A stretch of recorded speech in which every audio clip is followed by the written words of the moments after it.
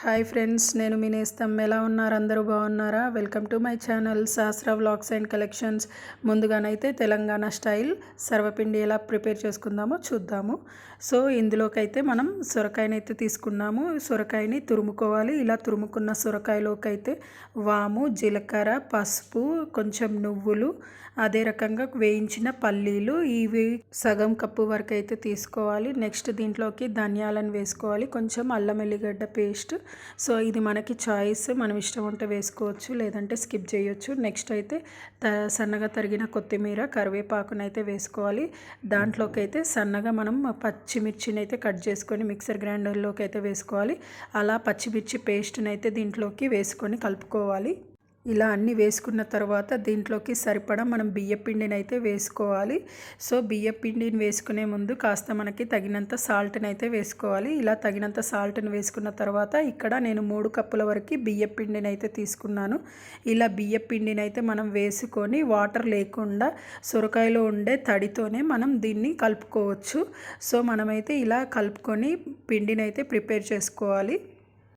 Water అనేది మనకు అవసరం పడదు. దీంట్లోకి మనం చక్కగా ఆ వాటర్తోనే మనమైతే కలుపుకోవచ్చు, సొరకాయలో ఉండే వాటర్తోనే.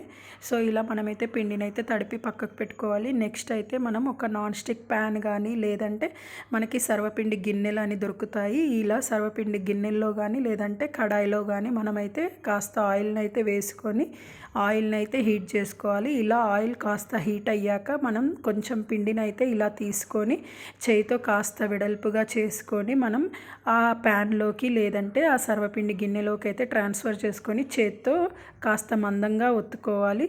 సో మరీ సన్నగా అయితే దానికి అతుక్కుపోతుంది. నార్మల్గా మీడియంగా మనమైతే ఒత్తుకోవాలి. ఇలా ఒత్తుకొని నెక్స్ట్ మధ్యలో కొంచెం హోల్స్ అయితే చేసుకోవాలి. ఇలా హోల్స్ చేస్తే ఏమవుతుందంటే దాంట్లోకి కాస్త నూనె వేస్తాం కదా, మనకి మంచిగా క్రంచీగా కాలుతుంది సర్వపిండి అనేది బాగా లోపలి వరకు. సో ఇలాగైతే మనం పెట్టుకోవాలి. ఇలా పెట్టుకొని మనం ఫస్ట్ స్టవ్ని అయితే సిమ్లో పెట్టుకొని కాల్చుకోవాలి. సో స్టవ్ని ఆన్ చేసుకొని మనం సిమ్లో అయితే పెట్టుకొని కాల్చుకుంటూ ఉండాలి. ఇలా మూత పెట్టుకోవాలి. కాస్త ఆయిల్ అయితే ఎక్కువగానే పడుతుంది. ఇలా ఆయిల్ని వేసుకొని మూత పెట్టుకొని ఒక 2 మినిట్స్ వరకు సిమ్లో ఉంచుకొని తర్వాత నెక్స్ట్ అయితే మనం కాలుతుందా లేదా అని చూసుకొని కొంచెం కడాయిని అటు ఇటు తిప్పుకొని స్టవ్ ఫ్లేమ్కి సరిపడా మనం బాండిని అయితే సరిచేస్తూ ఉండాలి.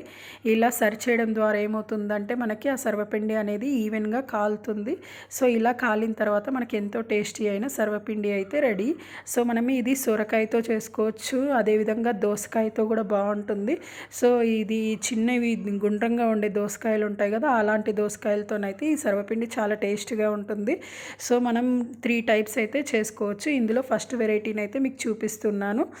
ఈ సర్వపిండికి సైడ్కి మనం కర్డ్తో అయినా తినొచ్చు, లేదు అంటే ఏదైనా రోటి పచ్చడితోనైనా తింటే చాలా టేస్ట్గా ఉంటుంది. ఇది చల్లారినాక కూడా టేస్ట్ బాగుంటుంది ఫ్రెండ్స్. ఒకసారి నచ్చితే ట్రై చేయండి. Like, share and subscribe friends. Bye.